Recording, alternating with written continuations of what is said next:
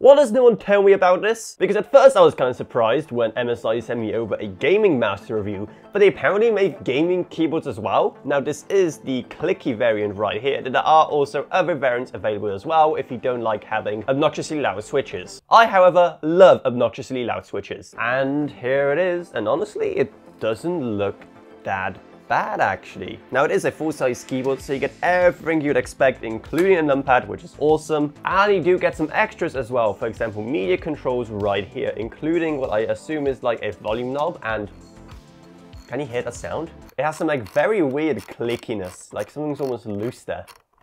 Interesting. Now, when it comes to the keycaps, it's kind of interesting because you can see like only half of them are actually transparent. The top is normal, matte black, but the bottom it is actually see-through, so you can see the Rgb effects pattern. But now, actually, in terms of writing on it, I mean, they feel like blues, they very much sound like blues.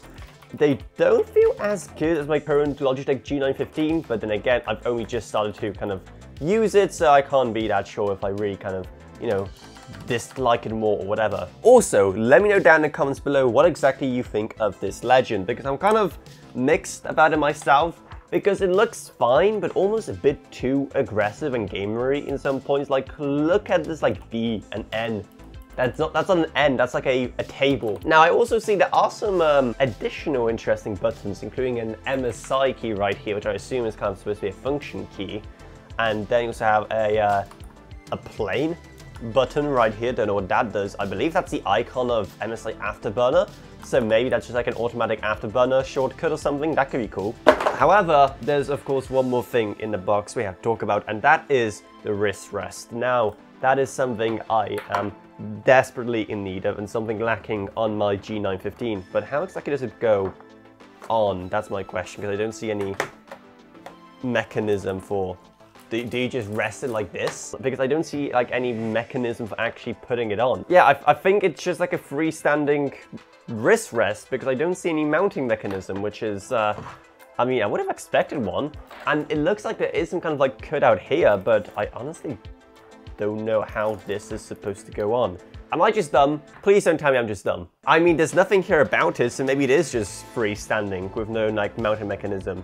However, the instructions did confirm one of my theories, because in my very limited German, I can tell that the airplane key does actually toggle Afterburner, which is pretty cool. Well, wait a second, what on earth is this? Ah, you get like a key puller thingy as well.